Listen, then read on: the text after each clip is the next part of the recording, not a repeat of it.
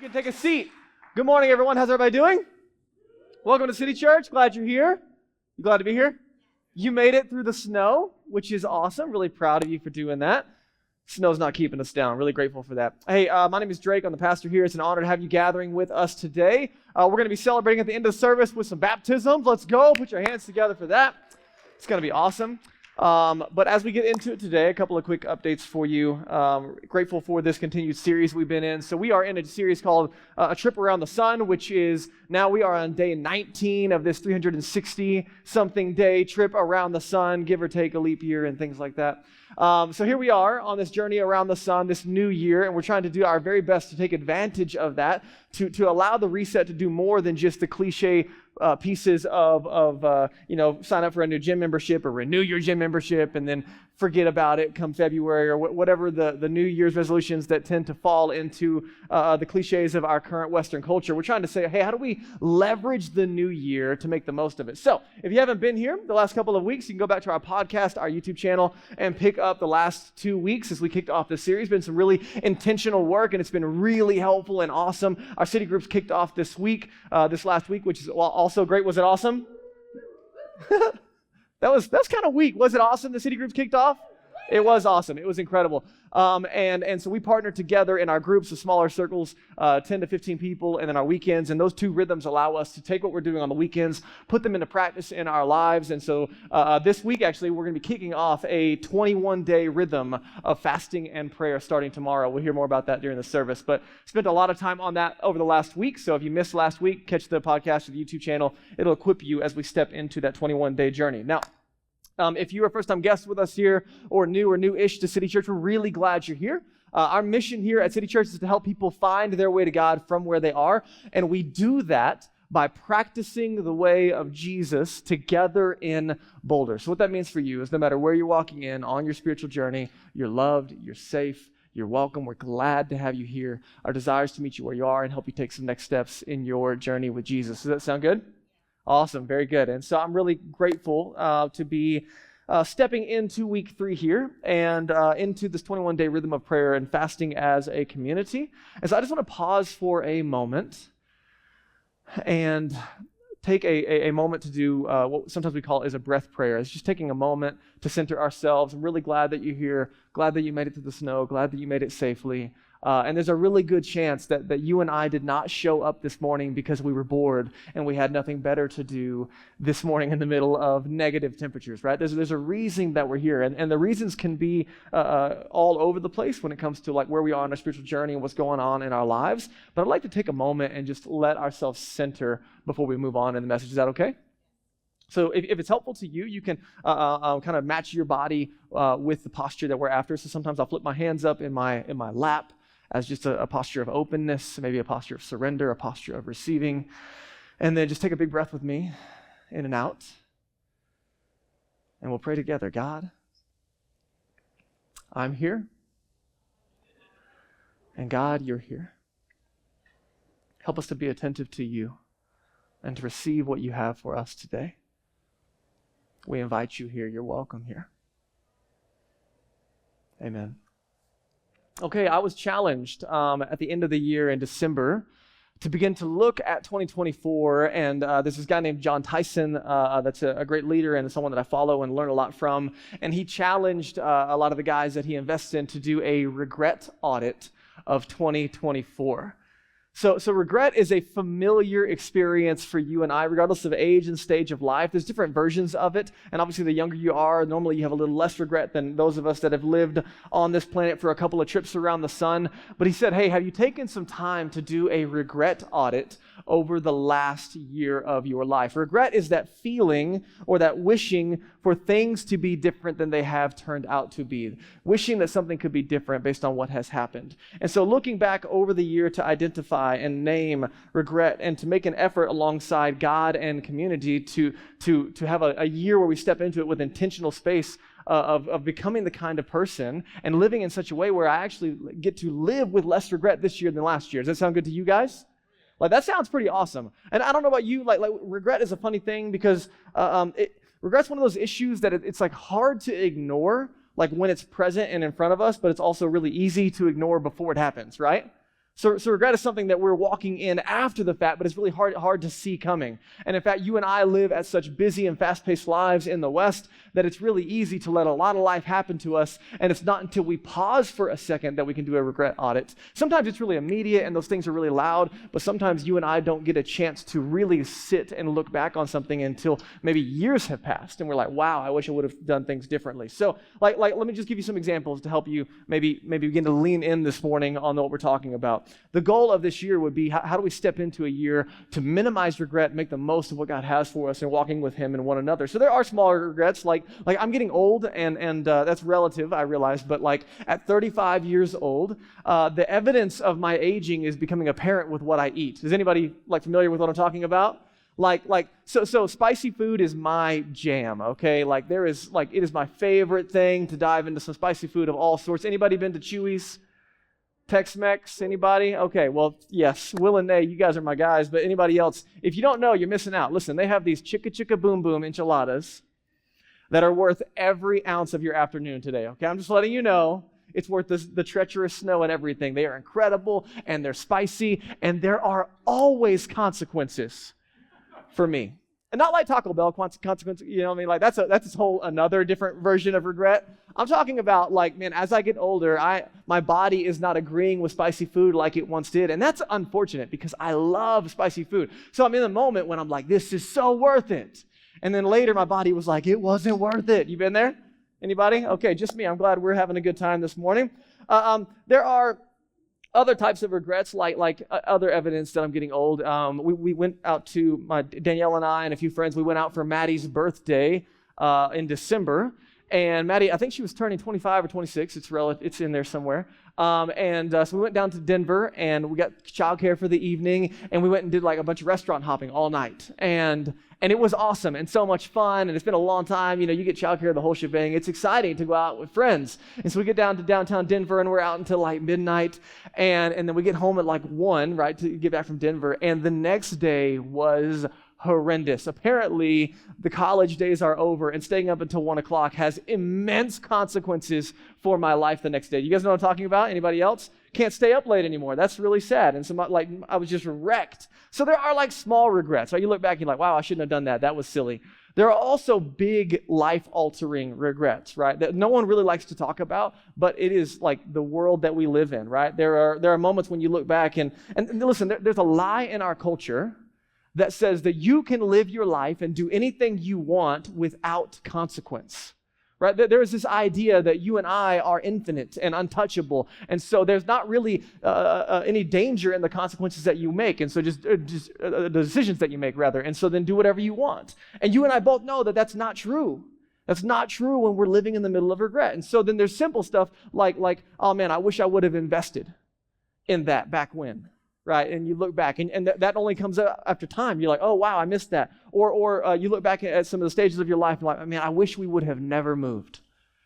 Or, man, I wish I would have never slept with that person. Or I wish that we wouldn't have gone out for drinks that night. Or I wish I would have been more present to my kids, but now they're gone. Or I wish I would have been more attentive in my marriage, but now it's over. I wish I would have been more wise financially, but now I'm in this situation, right? There are huge life regrets that we walk with and carry with. And in the room, I mean, we could just take a huge survey and it would be all over the place. The reality is we start to deal with those big consequences, they're heavy, and most of the time, again, we didn't see them coming. And then once we're forced to face with them, a couple of things. We live in a world that tries to minimize and turn a blind eye to that and just keep chasing on. But the reality is the wave of our consequences is all around us.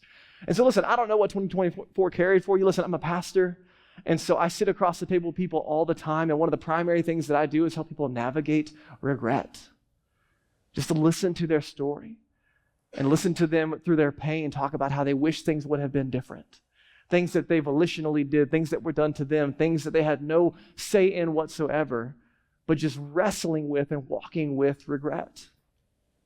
And so the invitation today is not just to take an audit of our lives and say, okay, how was 2024? What are some things that I missed out on? What are some things that I could change? But how do I step into a year of minimizing regret and stepping into all that God has for us?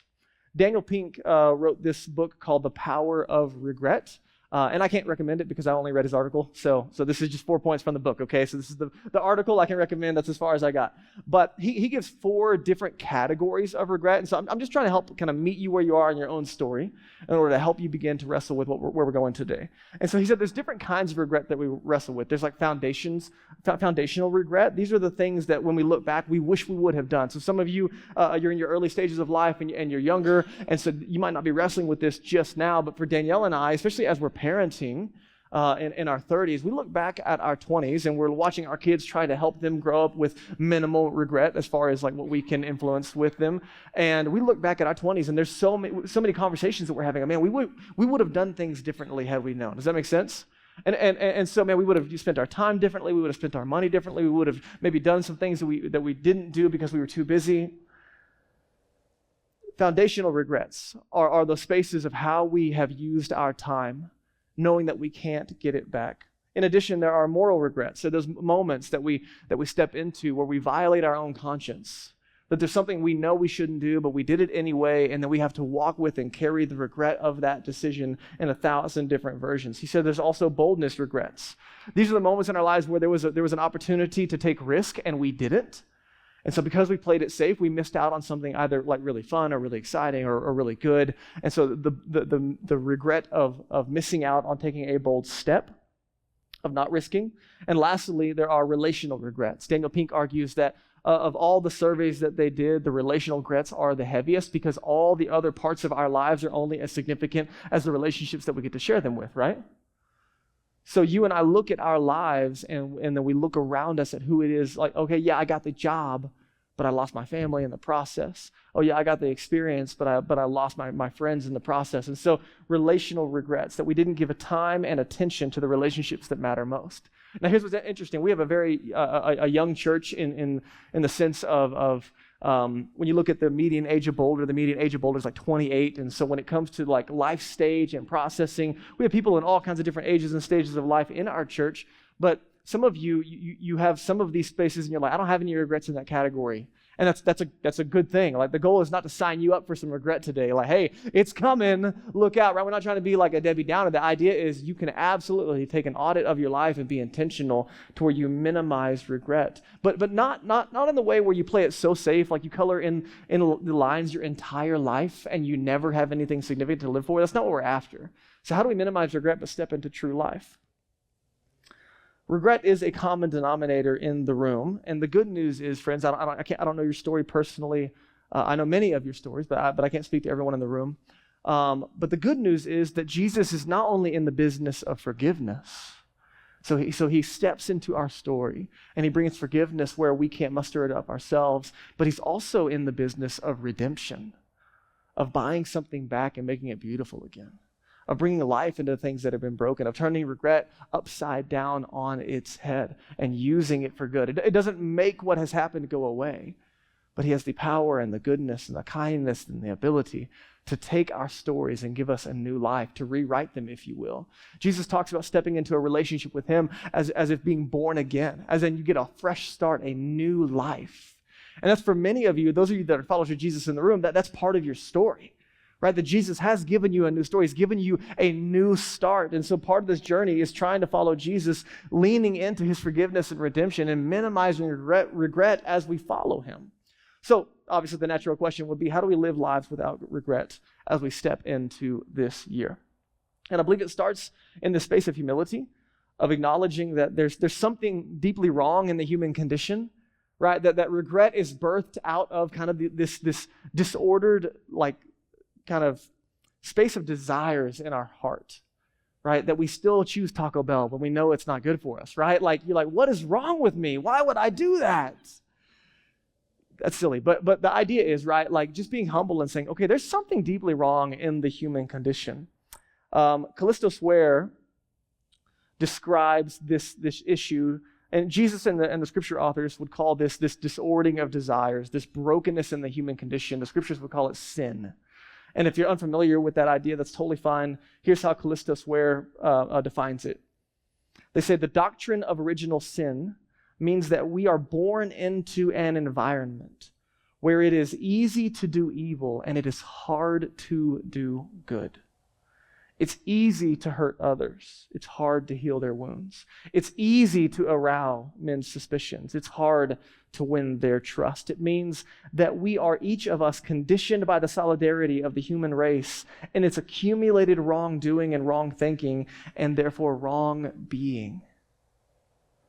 And to this accumulation of wrong, we ourselves add through deliberate action. And the gulf just keeps getting wider and wider. Right? We're born into an environment where it's hard to do good and easy to do evil. So it's just being humble, recognizing, yeah, there's something wrong on the inside of me, but then what do I do with that? It's not just having a posture of humility where we acknowledge what's broken, but then from there we take a moment and we look for help. We look for help. Dallas Willard, I heard him tell a story this week about in the 1950s when they invented jet planes. Before that, any pilots in the room? Anybody fly pilots? I have a friend that used to go to City Church. Now he lives in Denver. He's a pilot, and I always love asking him all the questions about flying planes and stuff. And so when jets were invented, it changed the game of how pilots would fly. Prior to jets being invented, a pilot could get up into the air and orient with their own understanding, much like you and I drive a car, right? So you get in a car and you're able to kind of observe your surroundings and orient yourself appropriately, right? There's not a lot of traffic in the sky, and so you can kind of pay attention. This is up, this is down. I know where the ground is. I know where I am. And so as a result, most of, outside of your gas gauge, most of flying was just your own observation, paying attention to the things that were important. But when the jet was invented, it changed the game entirely, because all of a sudden we're flying at speeds that we've never flown before. And so if you've ever watched, right, kind of the crazy jet plane flyers that do all the acrobats in the sky, you ever watch that, right? And they're just doing crazy flips and turns and whatever. So if you and I jump in a jet plane this afternoon and someone who's a professional takes us for a ride and they spin us 3,000, different loops and circles, and then just in the middle of it all, they say, hey, really fast, which way do you think is up? There's a really good chance you and I are going to get it wrong, right? Because the speed and the disorientation of everything that's going on kind of flips all of your senses upside down, right? And so what happened was they invented jets, people start flying at these speeds, but then pilots started crashing into the ground because they were convinced by their own observation that they knew which direction was up. And so then they're just over and over again, these planes are crashing. And so that's when all of these different instruments were invented to help a pilot orient themselves to their surroundings, because they couldn't do it on their own. Are you tracking with me? So you and I live in a culture where the speed of life and the noise of life and the attention and grabbing of the world around us is disorienting. Would you agree? I have one person that agrees with me in the room. Would you agree, right? It's quite disorienting. We are living in a life that is coming at us so fast that it is difficult to orient ourselves. And so you and I live in this kind of space where the speed of life, while it disorients us, we also still try to use our own observation to course correct, right? And so as a result, right, the reason that regret is commonplace, I would argue, is because many people are swearing, this is up, this is the right way, and then they're crashing their lives into the ground over and over again, in their relationships, in their finances, in their spiritual life, with their bodies, with their mental life. People are they're swearing, this is up, but because the speed of life, all of a sudden, all around us, people are crashing their lives into the ground. It's very possible that you're here today carrying regret because there has been some area of your life that has crashed into the ground. And maybe that's where you are. You got disoriented and you flew in the direction that you didn't intend to fly. But guess what? Now you're standing in regret with the rubble of everything on the ground because it's too late to go back and fix what's been done. Are you guys tracking with me? I must be the only one that deals with regret in the room. But that's fine. You can listen to my story and feel better about yourself. So listen, friends, there are people all around us, including us, that are navigating life according to their own opinions, to this idea of whatever the true self is, and then running their lives into the ground as a result. And listen, maybe your life is good, maybe it's smooth flying, maybe there's no turbulence, and things are just great for you. But here's what I know, and here's what you know, is the number of people that get to the end of their life. Everything was fine for the entire ride. But at the end of their life, when their health fails and when they're on their deathbed and they look at all of their accomplishments, all their accumulation, everything that they chased after in their life, when they take stock of everything and they do a life audit for 60, 70, and 80 years, people are often filled with regret. Why? Because they let the world's orientation of success and fame and pleasure and whatever else that we chase after. Even if it was a smooth ride, they got all the way there. They got all the things they dreamed of. They got all the accolades. All their ambitions were fulfilled, and still they're left empty. How is that possible? I believe it's because we allow our lives to be oriented in the wrong direction. You see, you and I need something outside of ourselves to help us orient life. We need the instruments outside of ourselves, much like a pilot has, to help us orient what is up and what is down. And how do we not just not crash into the ground, but how do we actually go where we intend to go on this awesome trip around the sun called life? And listen, what we're finding and what studies are consistently finding is that our feelings and our own ideas of what is up and down, they're not reliable. And so Jesus' invitation, friends, is like John 1:15, okay? I'm not going to put it on the screen, but I'll give it to you. Jesus' invitation over and over again was he would show up on the scene and he says, hey, friends, repent and believe the good news. That word repent means to change the way that you think. It means to reorient. It means to abandon your own ideas of orientation and cling on to his instruments. Repent and believe, trust in the good news that the kingdom of heaven, God's rule and reign, his good and perfect plans for our lives are right in front of you. That's John 1:15. Abandon your own understanding and lean into me. That's Jesus' invitation. And so you and I are leaning into today a conversation not just about avoiding regret, but orienting our lives around something better. John Ortberg says it this way. He says that the right vision of the kingdom is not just theologically accurate, it will awaken tremendous desire in you. The right vision of the kingdom, as we lean into Jesus, is not just theologically accurate. The goal is not to get our kind of brains on the same page today. It's not just theologically accurate, but rather it will awaken tremendous desire in you. One of the issues of lives filled with regret is those disordered desires. And one of the keys, I would argue this morning, my goal today is very simply to say, hey, if we want to live lives without regret, then I would encourage us to point our hunger and our desire in the right direction. One of the assumptions that people fall into, especially around like religious activity, is that if I can just kill all my desires, then I'll make less dumb decisions, right? Like if I can just kill all that stuff, I'll make less dumb decisions. But I understand a little bit of that effort because I've definitely made some dumb decisions out of like really like disoriented desires, haven't you? Like I understand that. However, it might be possible that you end up with just a different kind of like version of regret as a result, right? If you just like numb your life like all the way down to this boring like you know when you're bowling and you have bumpers on the alley, you know what I'm talking about? Like you're not really playing the game anymore, right? Like there's bumpers on the lanes and you're like, yeah, I did it. I'm like, did you? Like, I mean, for my kids, it's fine, but like for a grown adult, like, I don't know, man. Like, congratulations, I guess, right? Like you stayed out of the gutter, right? So like, I think there's a version of life that's like so lame and so boring and so unfulfilling. Like, okay, maybe you didn't make dumb decisions, but did you really live? And do you really think that that's Jesus' best and like highest calling for your life? So what are we after today? Dallas Willard said that human desire is infinite. Right, so I would argue that one of the issues around regret is that our desires get disoriented. We point them in different directions. We chase after those desires, and then we just crash and burn. Up was not up, and then bam, here we are with the decisions. And so he argues that human desire is infinite, as in, like, we chase and we chase and we chase. We're trying to get our hands on things and fill our hearts and our minds and our lives with all these different things, materialism and relationships and success and whatever, all kinds of different things we chase after. And it's like this gaping hole. We can just chase after it for the rest of our lives. Right? And I think it's Rockefeller that was famous for saying, like, hey, how much money is going to be enough for you? He's like the richest person on the planet in his time, and he says, just a little bit more. Just a little bit more. So whatever your thing is that you chase after, desire is infinite. And we talked about this last week. I think it was Augustine that said that you have made our hearts restless, O God, and they remain restless until they find their rest in you.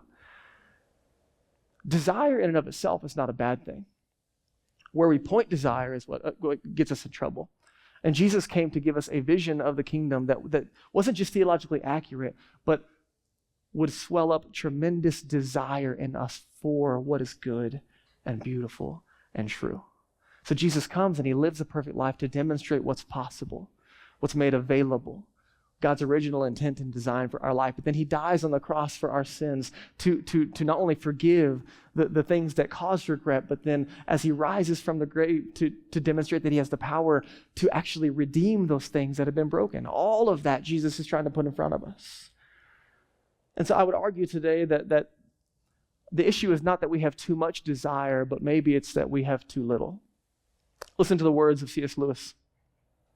He said, "It would seem that our Lord finds our desires not too strong, but too weak. We are half-hearted creatures, fooling about with drink and sex and ambition when infinite joy is offered to us. Like an ignorant child who wants to go on making mud pies in a slum because he can't imagine what is meant by the offer of a holiday at the sea. We are far too easily pleased." I think this captures where a life of regret comes from, is settling for so much less than Jesus has on offer for us. And I recognize some of you, you're followers of Jesus in the room. And so this conversation has one orientation for you because you're really just trying to lean more and more into what you've already stepped into. It's one thing to trust in Jesus and to lean into the call that he has on our lives. And then it's another thing to actually be formed in that way where I'm becoming that kind of person. Some of you are wrestling on your spiritual journey with, is Jesus trustworthy? Is his mental maps of reality, are they true and reliable? Can he really do in my life what he said he would do? Is it really the way up? And we're glad you're here as you wrestle with that. And so, listen, I'm going to tell you a little bit of my story. When I was 15 years old, I was introduced to Jesus. I'd heard about him many times. But when I was 15 years old, I met him. That God loved me, that Jesus died for me, that he rose again to give me a new life, new purpose, new direction. And Jesus turned my world upside down. I didn't go to church. I didn't read the Bible. I didn't know anything. All I knew was I met Jesus. I trusted in what he said he could do in my life. He did it. It flipped my world upside down, and I wanted to follow him. And I wanted to tell other people about him. That's about all that I had. And so my 15-year-old self, it felt like my entire life was lit on fire for what God was doing in my life. And I was pumped about it. And anyone that would listen, I'm telling them about, you got to meet this Jesus guy. It was amazing. And I'm following Jesus, and that passion, I look back all the time at that moment because it was incredible, and it started me on a trajectory that has changed my life forever. I was on the phone this week with somebody who's new to our church, and they met Jesus last year, and they started following him, and I said, hey, tell me your story. And so they're telling me the story, and as they start to tell me the story of how they encountered God's love and how it changed them, and he experienced God's forgiveness and started following Jesus, he began to cry on the phone. And he said, I'm sorry. Just every time I think about that moment, I get so emotional. I said, don't apologize. Like, are you kidding me? Like, that's the best thing you could possibly leaning into. Don't ever lose that, right? Like, God has lit your world up in all the right ways, and you have no idea how he'll use just like sparks flying off of your life to light someone else up, right? And that's kind of what it was for me. I found myself around some people who were following Jesus. They actually lived like it, and they treated me like the things that he said were actually true. And I didn't hate it. I was like, okay. Still there for a girl, right, at the end of the day. But then I found all the desires that I was chasing after, right, they were fulfilled in Jesus. It was amazing. And so what I want you to know is that I've been following Jesus now for 20 years. And sometimes I'm grateful for that. Sometimes, like, it's hard to burn for 20 years, right? Like it's hard not to lose it at times. Like, life has this way of, like, taking the edge off. It has a way of dulling things. It has a way of pacifying hunger. It has a way of drowning you with busyness and distraction and the demands of life. Do you feel that? And so I try it constantly to go back to, like, just stay on fire, stay close to the flame, if you will, to keep burning. I was listening to John Tyson talk about revivals that we're seeing all around the world, both past revivals and then current ones. And as he was talking about it, he went on like a revival tour around the world, trying to figure out like what is it that makes people's hearts come alive? And you look around, all of a sudden people's lives are just not just one person, but lives just across a city are being reoriented and made alive, and people are just being set on fire as God makes them new. And he said, man, what's the key ingredient? Over and over again, he went all over the world to all these different spaces, past, present, future. Not future, I suppose. Past, present. There you go. Past and present to say, okay, is there a key? And he came back and he says, I found it.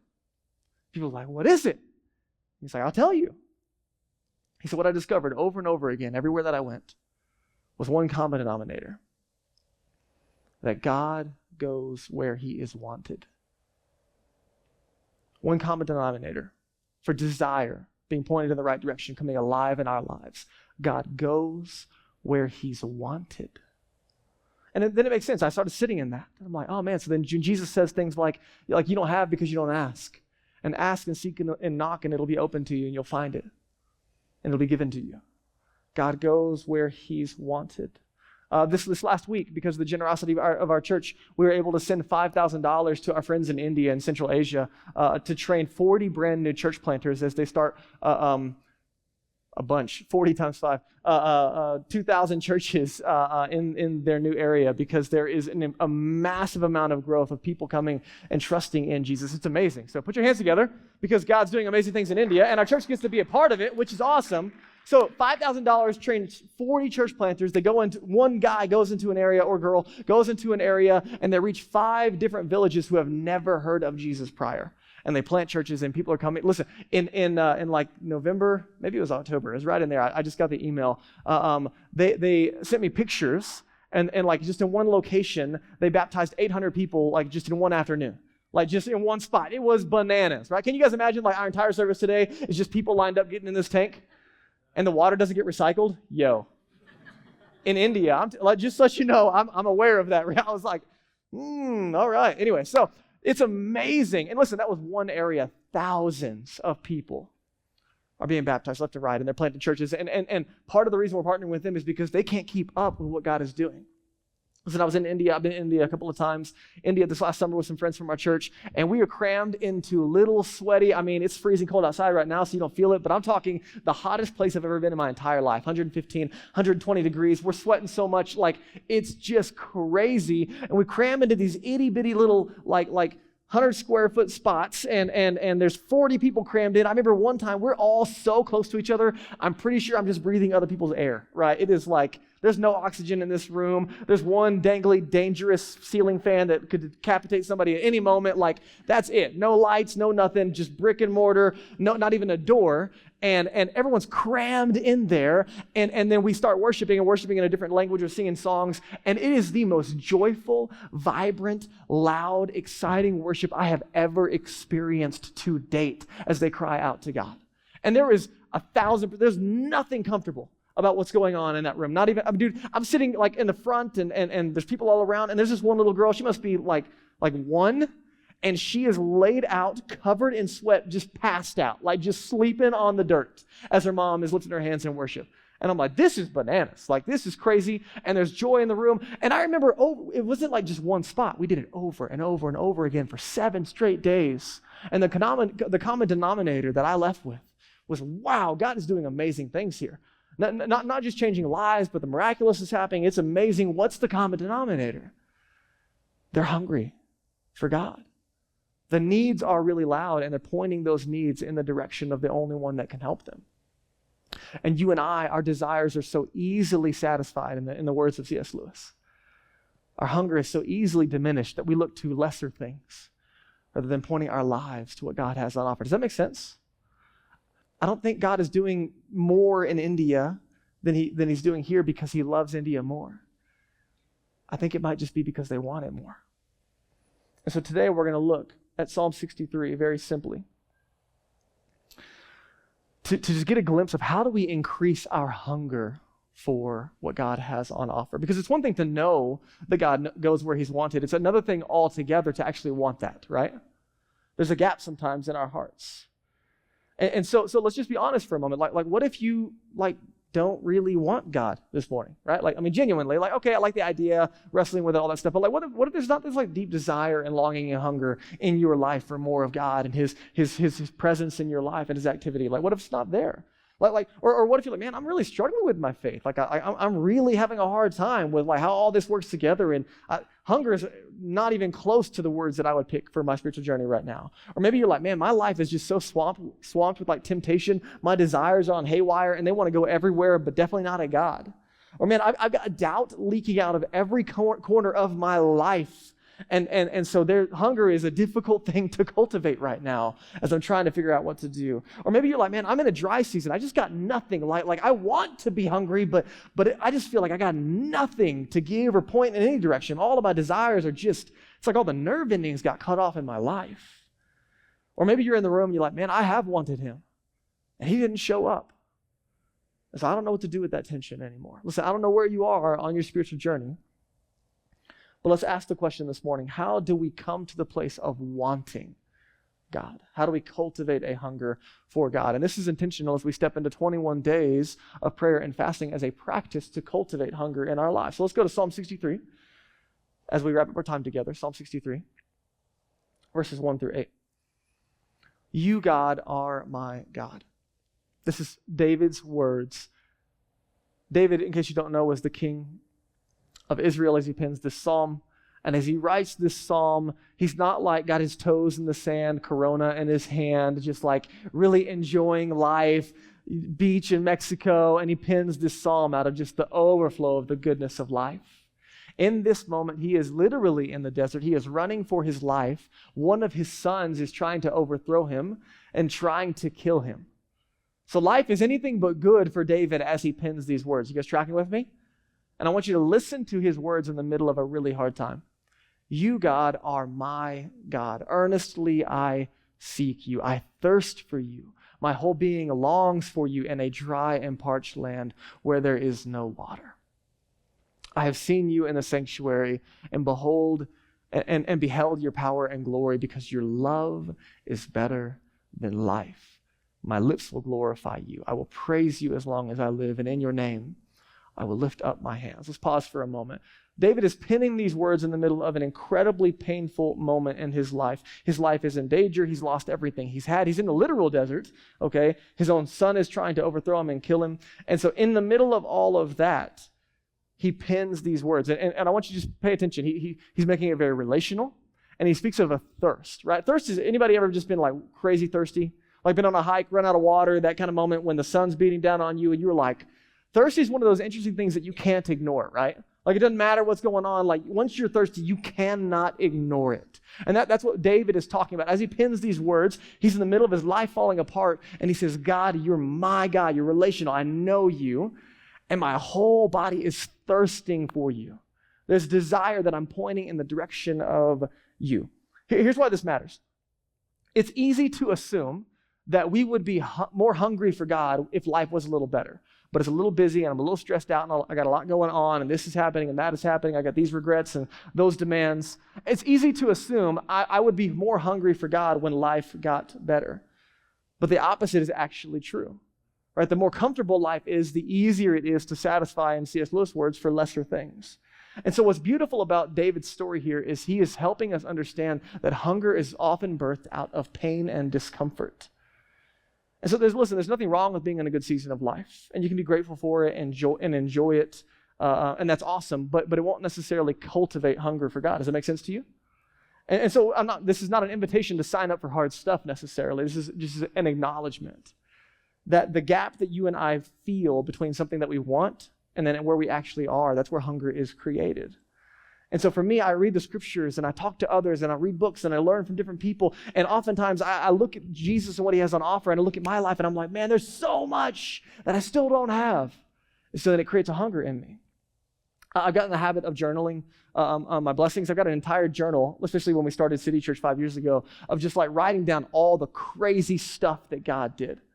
And it's just like a blessing journal. Like, wow, look at all these miraculous things. And I can pull it out. We can sit at a table. And I can tell you about all the crazy cool things that God has done. But I want you to know, it's not that journal. It's not those blessings that have formed me. It's been the hard stuff that has formed me into who I am. Right? I remember the summer of 2019 when I'm walking paths in North Boulder on the trails, and I'm just talking to God. God, this sucks. I want to quit. Can we stop the City Church thing now? And then summer of 2020, that was a good one. Right? And I'm walking the same trails talking to God. God, can I quit? This sucks. And then here we are still again. And then summer of 21, God, can I quit? This is terrible. Over and over again, there's these moments of deep challenge in my own life that are pushing me to lean into God. And probably you have some similar opportunities and stories. Right? Like when you have a great day, you just enjoy it, right? Like yesterday was a snow day. Anybody actually enjoy their snow day? Yeah, let's go. Good job. Way to go. man, our family, we had a great day. Played in the snow, did some redneck tubing. It was awesome. We tied sleds to the back of our minivan and spun our kids in circles in the parking lot. Absolutely, the best idea we've ever had.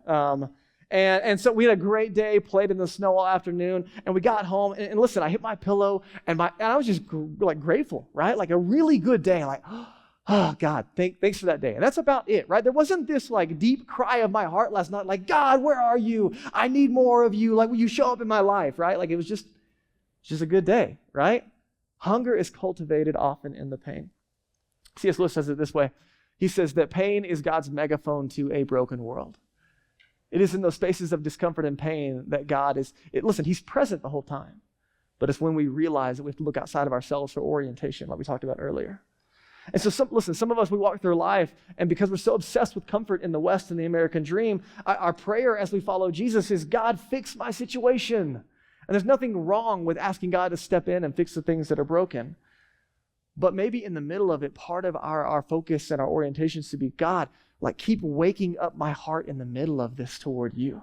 God, thank you for the gift of discomfort so I can lean into you more. He goes on. He says, go back real fast, verse 4. I'm going to invite Daniel to come, and as Daniel comes, we'll finish the psalm. He says, because your love is better than life, my lips will glorify you. Because your love is better than life. Listen, I don't know your experience, but for Jesus, his goal was not to just give you a theological framework to kind of build in your mind so that you can have a worldview that you carry the rest of your life. Jesus came that you might know the love of God experientially and relationally. And when he died and rose again, he says, anyone who trusts in him, he sends his Spirit into our lives to make those realities known to us. So we can actually know and to walk with and experience. David's actual tangible reality is your love is better than life.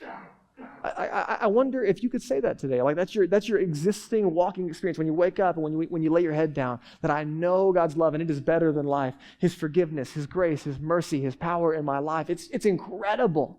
It's better than anything I've been able to get my hands on up to this point. That's what happened to me at 15, and I've been doing my very best to let God keep that alive in me the last 20 years. Your love is better than anything I've ever been able to get a hold of on my own. Do you believe that? I wonder, people drive by, they're going to do their fun things on Sunday, and they see a parking lot full, and people gather together in a church. And I wonder what they wonder on the outside. They see all those people oh, wow, what are all those people doing gathered at that church? They must be just enjoying a love that's better than life. That's what they must be doing every week when they gather. They must be lives saturated with the love of God. Right? That's not the natural assumption. But what if that is exactly what God has for us to lean into and to experience? Listen, you need to know that for David, he had it all. This is a hard moment for him, but it's not that he didn't have access to everything. He had power, he had riches, he had women, he had it all. All pleasure, all access, all influence. He had everything. He tried it all, and he says, no, God, what you have is better than anything I've tried. That is the invitation. I heard St. Augustine say this week, he said that God has gifts to give that our hands are often too full to receive. One of the issues of hunger is when we satisfy on lesser things, our lives are just too full to receive what God has for us. So the great invitation today, friends, is to awaken our hearts and our minds up to the love that God has for us, to receive it and to live from it. It's not meant to be earth-shattering today. It's meant to bring you back to the very thing that Jesus made known. I met with somebody this week, offered to pray for them as we were leaving our meeting. Didn't know them, didn't know their spiritual journey. And God used it to turn into a whole conversation. And in that conversation, it was incredible. They'd never heard about Jesus and his love, didn't understand the cross, didn't understand forgiveness, understood regret. And so we started talking. He's like, man, I've been trying to help, fix my life. I was like, hey, maybe I can help you. We sat down and I shared with him the good news. I just read John 3:16 and 17 with him. For God so loved the world that he gave his only son, that whoever would believe in him will not perish but have everlasting life, now and forever. And I wish you could have been there with me at the table. This random moment where God's already doing something in someone else's life, and I bought him a cup of coffee and we're talking. just a dude in his 20s, going to nursing school. And he read this verse for the first time, and his eyes just lit up. Because in that moment, he realized, this is for me. He knows regret. He knows shame. He knows frustration. He knows the gap. He knows the hunger. He didn't know Jesus. And this week, I got to share it with him. And we're continuing this conversation. He went home. Guess what? He shared it with his sister and one of his best friends. Have you ever heard of this? Have you heard of this Jesus guy? That was this week, guys. People all around you are doing their very best to orient their lives, figuring out which way is up, and over again, crashing into the ground. And some of us, we're in the same boat, doing our very best to try to keep things in level. And the invitation is orient our lives with Jesus and the good life. Open up our hands and our hearts to him. Let's finish the verse. Verse 6. I'm sorry, 5. Here's David's conclusion. I will be fully satisfied as with the richest of foods. Talking about his relationship with God. With singing lips, my mouth will praise you. On my bed, I remember you. I meditate on you. It's just saturating my mind. I think of you through the watches of the night because you are my help. You're actually helping me orient life, not passively. I sing in the shadow of your wings. I cling to you. There's desperation. Your right hand upholds me. Okay. This is just David's prayer today. And we get to see just kind of a glimpse into this guy's hunger for God. And my very simple invitation for you is to remember, to recall, maybe to orient for the first time around the reality that God goes where he's wanted. And that includes your life. He's not holding back. He's not playing hard to get. He's not hiding, but he's also not forcing relationship. So maybe the invitation is that God has more for us than we've been settling for. Maybe our disoriented desires, we can point in the right direction. Let God's love and affection change and reorient our entire lives. How do we do that? Very simply, here at City Church, we give you a couple of different things. I want you to think, anybody like professional, like campfire builders in the room? Boy Scouts, things like that. There's a right and wrong way, apparently. I was camping with some friends. I'll end with this story. I was camping with some friends, and one of my buddies, Isaac, he had this like really fancy hatchet. And so we had a little teepee of logs going, and he's got his hatchet out, and he's like, shaving away, making a bunch of little kindling, right? You ever seen that? And he's working hard, dude. It's beautiful. I mean, that axe is so sharp, and he makes all this kindling, and he stacks the logs around, and then he gets it going, and he gets a little lighter, and he lights the kindling, and he's blowing up, and it starts to smoke, and it's starting to go, right? And he's got logs all the way around it, and we're all camping together. And I walk over to my camper, and I reach in, and I grab a bottle of lighter fluid. And I walk over, and I go, and it's just, whoo. And I wish you could, in that moment, he looks at me. He's like, what is wrong with you? Like, I could tell, I just sucked all the mojo out of the room, right? He had worked so hard to craft this beautiful fire that was going to roar and do its job. And I just come over, and I'm like, psh, and I squirt lighter fluid on it, right? You know that lighter fluid is great for a moment, but it doesn't last, right? Some of us, listen, you want to burn. Like, you want to be on fire for God. You want your hunger to be pointed in the right direction. And so often we settle for like lighter fluid versions of things. Like, oh man, I just need one good sermon to get me going. I just need one good devotional day. I just need one good podcast. I just need one good worship song. I just need one good prayer moment. And you and I both know that lighter fluid just is not the thing that builds a fire that lasts. Or if you want a life that burns, you want a life that not only is lit up, but it continues to burn, it takes attention on the front end and continual maintenance, right? You can't walk away from it. You can't leave it alone, right? You build it intentionally. You stack the logs well. Listen, there's a couple of logs that I have for you today. A couple of ways to stack your life. We call it the 5% life here. It's very simple. It's cultivating your relationship with Jesus. It's getting alone. Bibles and seatbacks in front of you, journals in the lobby. Like, listen, we're passionate about helping you get into the scriptures and discover God's truth. And when Jesus talks about the kingdom, like letting that worldview get into your heart and mind. So getting alone with Jesus in prayer and the scriptures. And this week we start the journey of fasting, right? This week, starting tomorrow, just as a reminder, we start 21 days, a rhythm of fasting. Gave all the instructions on it last week. But that is an intentional space of giving up food or something else and letting that create a hunger in us and taking that hunger and saying, God, there's something I want more than whatever my stomach is grumbling for right now, and that's you. And listen, we talked about this last week. Fasting does not create the work of God. It simply opens us up to it. It reminds us of it. It helps us see what God is already doing. That's the point of this practice. And so a couple of logs you can stack on your life. There's the practices of scripture and prayer. There's the practice of community as we gather like this. Listen, I don't get extra credit in heaven because you showed up on a Sunday. Right? This is for you to get around other people who are burning and burn together, right? It's so easy to let the fire go out. We have city groups where people meet in homes, and it's the same thing. Right? There's not extra credit as a church because of how many city groups we have. It's to get you around people who are burning for Jesus. And listen, sometimes life gets hard and you need someone to come alongside you, and you have no idea how the embers of your life are falling into the lives of others and making something come alive in their hearts. You guys tracking with me? But we want to hunger after God together. We are not, as a church, chasing after a culture of legalism. We are trying to build a culture of hunger. And so the logs on your life are being with Jesus, getting alone with Jesus, getting together, getting close, and then getting out.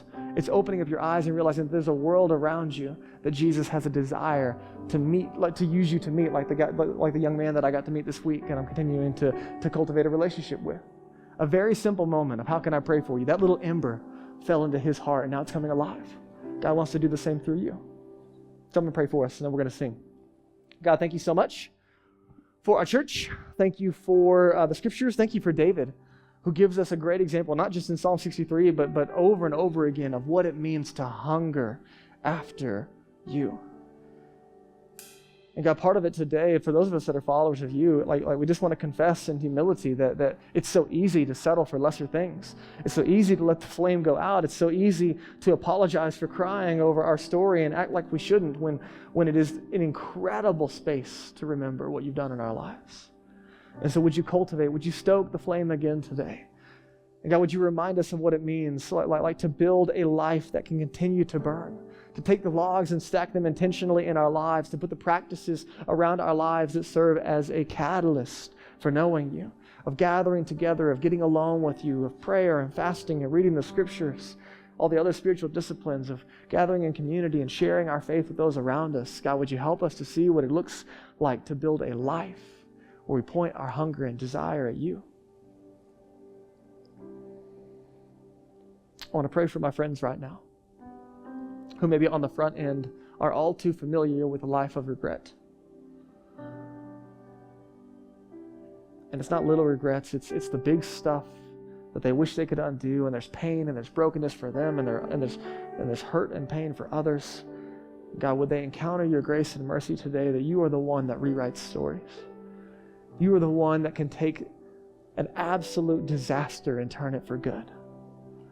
You're the one that takes our pain and actually gives us the ability to use our life and our story to help others. You're the one that brings healing. You're the one that brings wholeness. You can actually restore relationships and give us new life. And so God, for those of us that are carrying large regrets, help us not to pacify and numb ourselves with lesser desires. Help us turn them over to you as the one who is trustworthy and true. And for my friends in the room who maybe regrets part of the story, but also they're trying to follow you and they're trying to walk with you, God, would you help us to dream and orient our lives, aim our hunger and desire at you, to not settle for good things, but settle for you, the great one. And let everything about our lives be oriented from you backwards. God, would you stir tremendous desire in us, and would the desire lead to action in the way that we live? So God, as we sing, as we respond, as we pray, we give you this time and this space to speak to our regrets, to speak to our desires, to show us how to orient in the right direction, and to begin to build a life and a community and a culture of hunger for you. Amen.